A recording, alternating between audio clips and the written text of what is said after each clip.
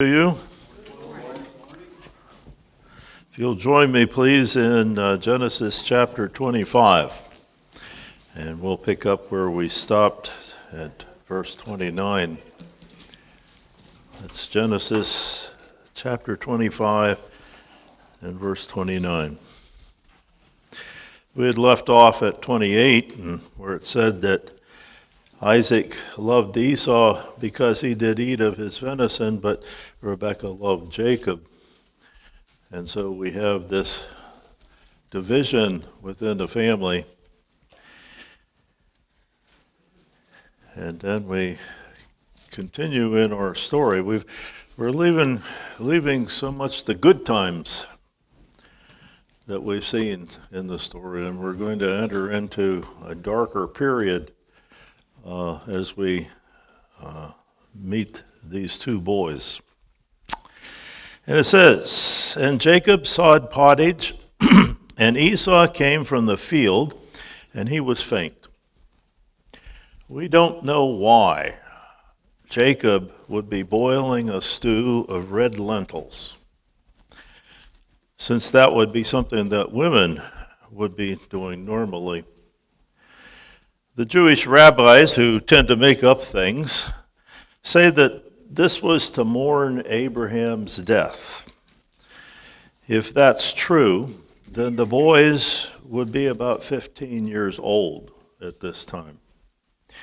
I don't think that this is a setup by Jacob. I don't think he's trying to take advantage of him, and he's setting up the situation here. Esau has been hunting and had not eaten all day, and as he came home, he was very hungry. And what's the first thing that happens to you when you're really hungry and you smell food? You want to eat right away. And Esau said to Jacob, "Feed me, I pray thee, with that same red pottage, for I am faint." Therefore was his name called Edom. So Esau asked to eat some of the lentil stew. It is from this stew that his nation receives the name Edom, which means red. And Jacob said, "Sell me this day thy birthright." Jacob, being clever in his own way, sees an opportunity to gain the birthright. The birthright contains some very special privileges and advantages that were provided to the firstborn son. First of all, he became the priest of the family, thereby offering sacrifices for them. This leads me to the New Testament. Jesus Christ is the firstborn among many brethren, and he has become our family priest who offered himself up as a sacrifice, first of all, for us. And now he acts as our intermediary priest as we bring our desires and our needs to God the Father. Secondly, as the firstborn, he would receive a double portion of the family inheritance. Well, as far as I'm concerned, Jesus Christ deserves all the family inheritance. But I know he's going to share with us. And thirdly, the birthright would give the firstborn the leadership position of judge and mediator in family disputes. And Colossians 1:18 tells us, "And he, Jesus Christ, is the head of the body, the church, who is the beginning, the firstborn from the dead, that in all things he might have the preeminence." He's the leader. He's the one that we need to follow. And then in Genesis 25:32, "And Esau said, Behold, I am at the point to die, and what profit shall this birthright do to me?" Esau shows that he is controlled by earthly lust, and he gives up something of very great value for a bowl of beans. How often have we done a similar thing, where we've given up something of value? We often are taken away from our worship by things that are earthly and not worthwhile. And we've given up that time that we could have had with God. And Jacob said, "Swear to me this day." And he sware unto him, and he sold his birthright unto Jacob. Then Jacob gave Esau bread and pottage of lentils, and he did eat and drink, and rose up and went his way. Thus Esau despised his birthright. The deal signed, sealed, and delivered. We cannot condone how Jacob went about obtaining the birthright. We need to understand that Jacob has not had his saving encounter with the Lord yet. We also cannot condone Esau for so easily giving up the birthright. Esau becomes a warning to us not to give up what God has seen fit to give us in Jesus Christ. We're told in Hebrews chapter 12, in verses 16 and 17, "Lest there be any fornicator or profane person as Esau, who for one morsel of meat sold his birthright. For ye know how that afterward, when he would have inherited the blessing, he was rejected, for he found no place of repentance, though he sought it carefully with tears." Always remember that there is nothing on earth worth the value of being a child of God. Never turn away. Never give up. Continue on the path. Remain faithful. And that brings us then to chapter 26. Verse 1 reads, "And there was a famine in the land, beside the first famine that was in the days of Abraham. And Isaac went unto Abimelech, king of the Philistines, unto Gerar." Because the Lord is not only the creator of the earth and all that's in it, he is also the sustainer, who is controlling all the systems and forces that he created. Here we see a common occurrence that for his own reasons the Lord causes to happen. God withholds the rain in certain areas for longer than usual periods of time. And with a lack of moisture, crops wither and die, causing a lack of sustaining food for the people in an area. The two famines listed here were 100 years apart. Isaac, seeking food for his people and the animals, moves from Beersheba eastward into the main area controlled by Abimelech the Philistine. Namely, he moves to the city of Gerar. This Abimelech is most likely the son or another relative of the Abimelech with whom Abraham had made a treaty earlier. "And the Lord appeared unto him and said, Go not down into Egypt, dwell in the land which I shall tell thee of." Abraham had experienced his famine soon after arriving in the promised land, and he had moved his household to Egypt to obtain food. We read that in Genesis 12:10. That move proved to be a poor choice because it was a leap before the appointed time for the people of God to move to Egypt. Therefore, in his graciousness, the Lord tells Isaac not to go to Egypt, so that he does not make the same mistake that Abraham made. The Lord tells Isaac to stay in the place that the Lord would tell him. He was to remain in the land. And obviously the particular place he's supposed to stay is in Gerar, as we see in the next verses. He tells him, sojourn in this land, and I will be with thee, and will bless thee. For unto thee and unto thy seed I will give all these countries, and I will perform the oath which I swear unto Abraham thy father. If Isaac will be obedient to the commandment of the Lord will perform all his promises to Abraham through Isaac. The greatest part of this promise is that the Lord would be with him. This is also the greatest part of the promise that's made to us. In John chapter 14, we read, if you love me, keep my commandments. What was Isaac to do? Keep the Lord's commandments.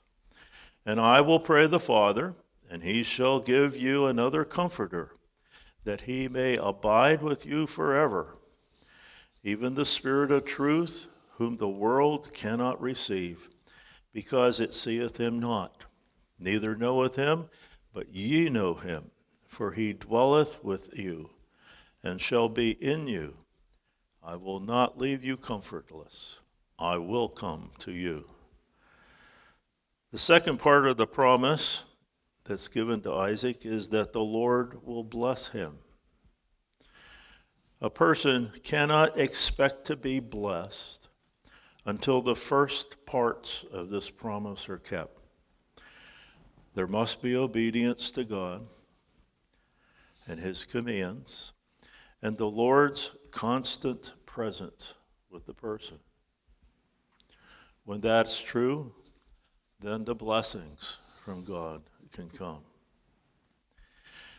And I will make thy seed to multiply as the stars of heaven, and I will give unto thee thy seed all these countries, and in thy seed shall all the nations of the earth be blessed. The Lord reiterates both the land and the seed blessings to Isaac. And again, just as with Abraham,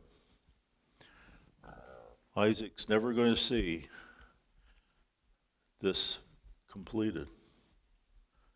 Not in this life, or his present life. And then he says, because that Abraham obeyed my voice and kept my charge, my commandments, my statutes, and my laws. Isaac once again is called to be obedient, just as his father Abraham had been. And Isaac dwelt in Gerar, and the men of the place asked him of his wife. And he said, she is my sister, for he feared to say, she is my wife, lest, said he, the men of the place should kill me for Rebekah, because she was fair to look upon. Isaac has the same fear that Abraham had, that he might be killed, so that someone would take his wife. What's so strange about these pagans is their great aversion to adultery that is so strong, and also that their aversion to murder was so weak.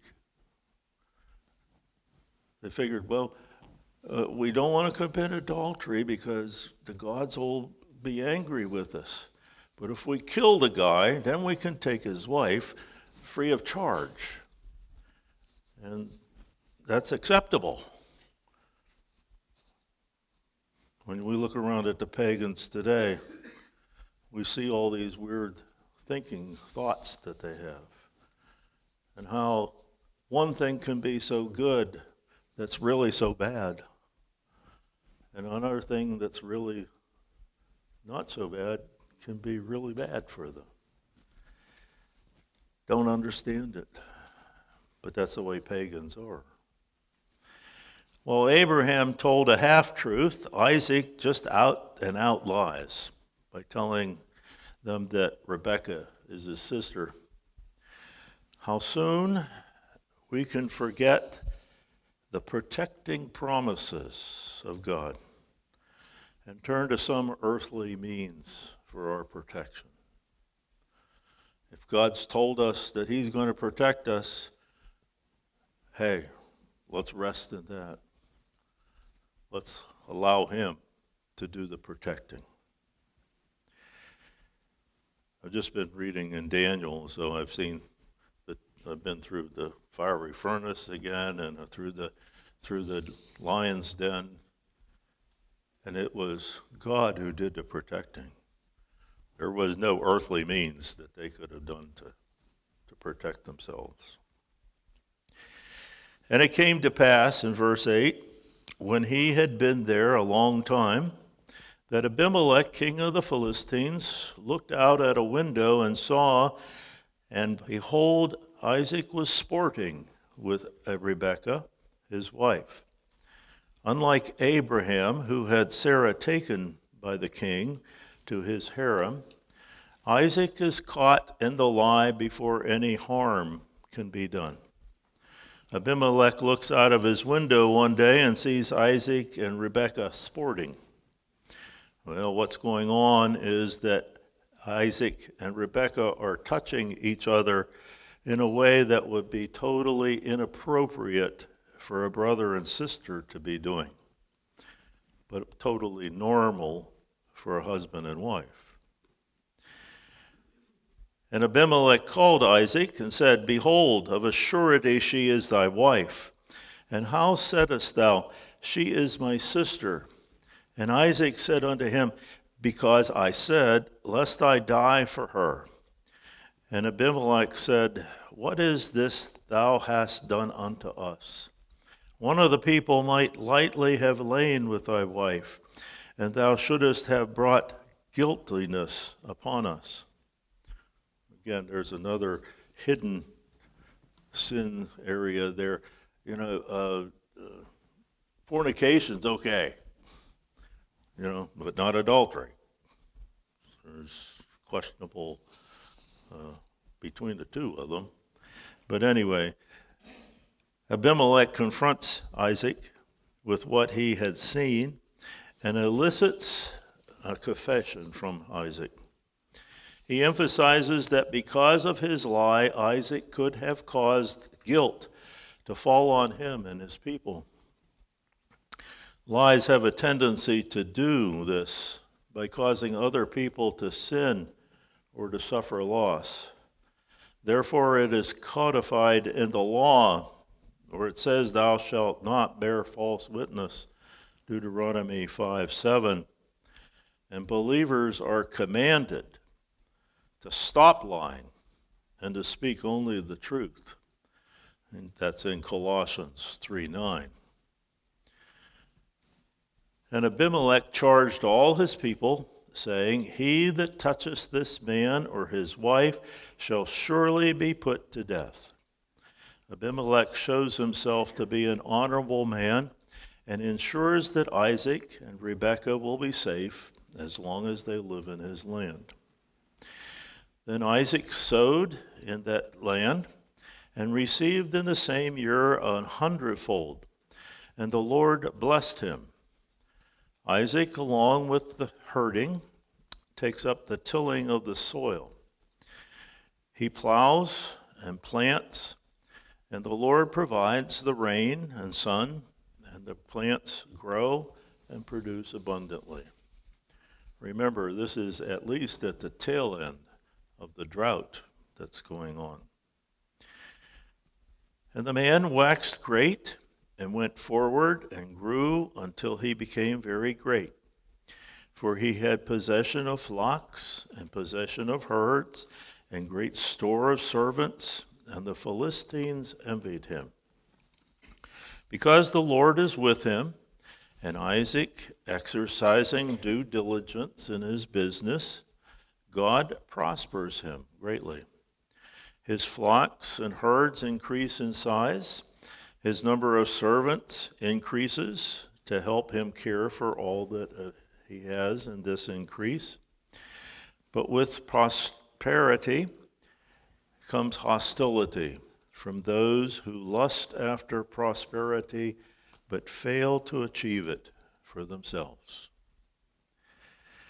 For all the wells which his father's servants had digged in the days of Abraham his father, the Philistines had stopped them and filled them with earth.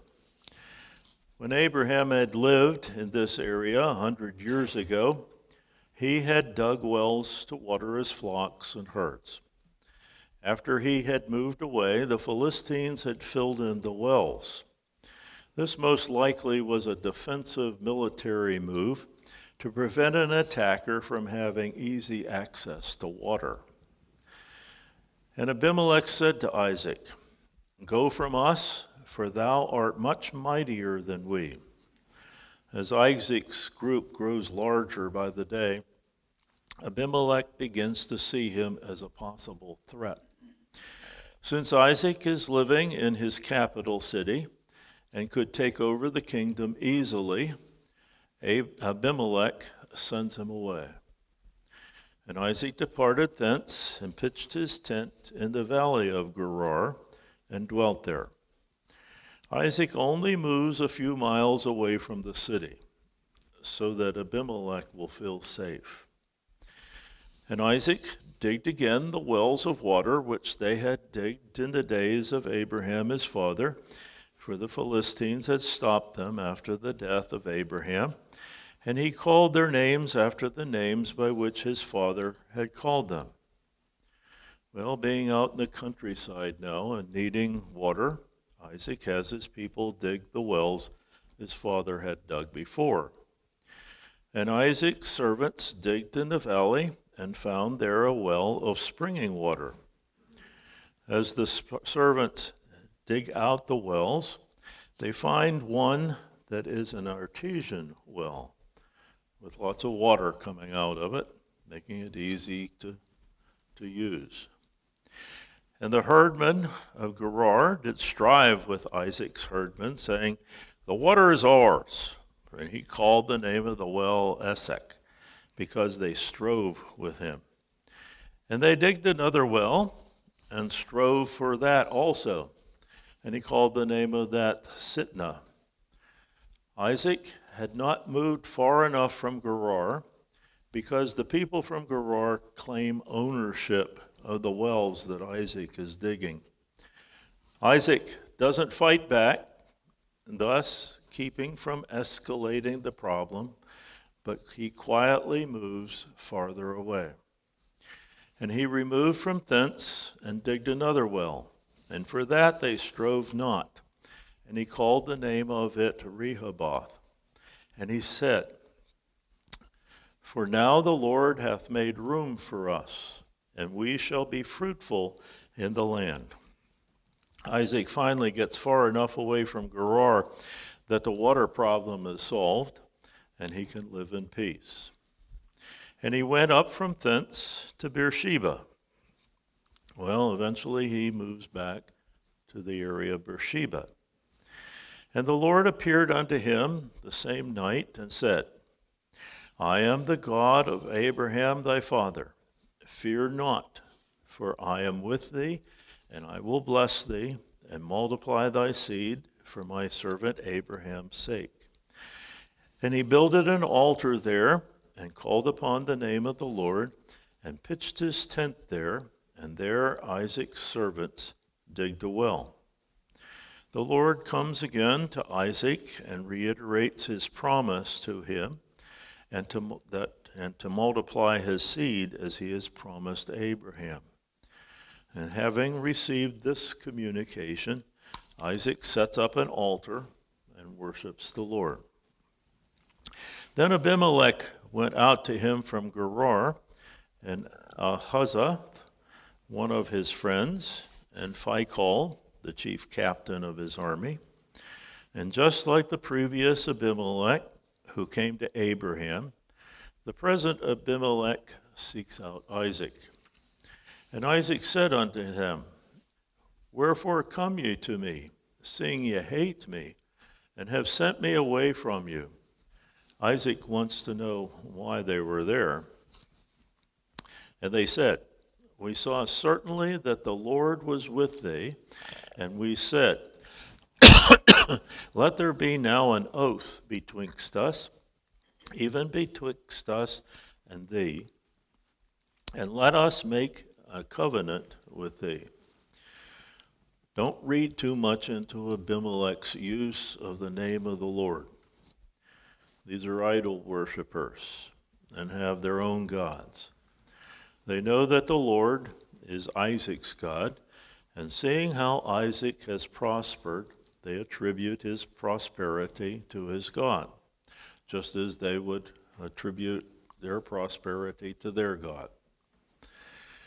They do not want to have so powerful an enemy as Isaac could be so close to them, so they come to make a non-aggression pact with them. That thou wilt do us no hurt, as we have not touched thee, as we have done unto thee nothing but good, and have sent thee away in peace. Thou art now the blessed of the Lord. They plead their case that since they had not stolen anything from him and sent him away in peace, they now ask that he will promise not to attack them.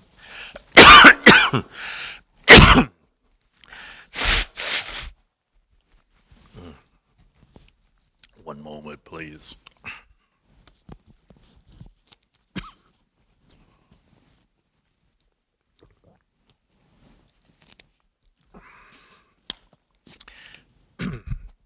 And he made a feast, and they did eat and drink.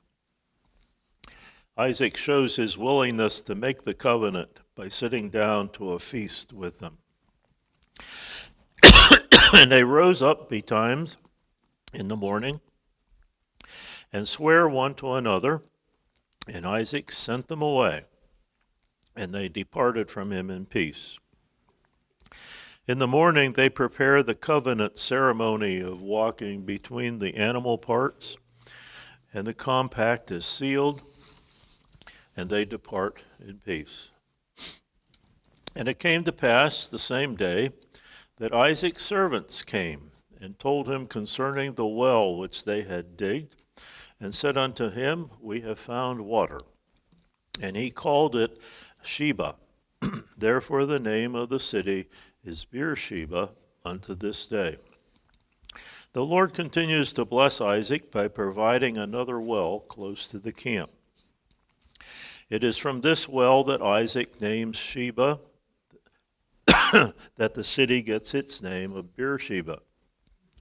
Remember that Abraham had named his well by the same name, signifying the oath that he and his Abimelech had made years before. It may be possible that Isaac's men had been digging the same well. And Esau, excuse me.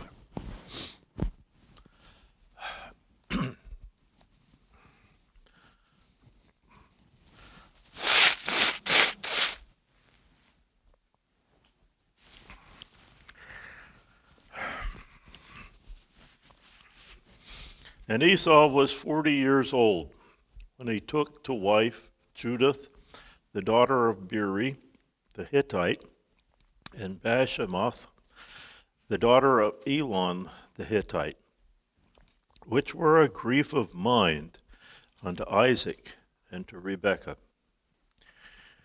We return now to the children of Isaac, and in particular to Esau. Esau marries two Hittite women, Judith and Bashemoth. These women were Canaanites who brought along their idol worship. And this caused great grief to both Isaac and Rebekah, who both worship Jehovah. Understanding exactly who the Hittites were is complicated. It may very well be that there are two different groups with that same name. From Genesis 10, we learn that Canaan's son Heth produced the Hittites. These definitely lived in the Promised Land, and the Israelites later are told to eliminate them along with the other Canaanites. From historical, archaeological records, and biblical references, we know of a great Hittite empire located in Turkey that exercised control in the Promised Land all the way to Egypt from 1700 to 1200 BC until the Assyrians finally conquered them. This group seems to have had an Indo-European background and came from a migration from the east. Indo-European has to do with the style of language that a person has. We are part of that particular language group here in the United States. Both groups' origin may very well have been from Heth, but only those who had remained in the Promised Land needed to be eliminated when the Israelites came into it. There was a constant struggle between Egypt and the Hittites, and this may be the reason that the Pharaoh in Egypt put the Israelites into bondage, fearing that they might help the Hittites to conquer Egypt. And so that's the relationship that was going on between different people at the same time.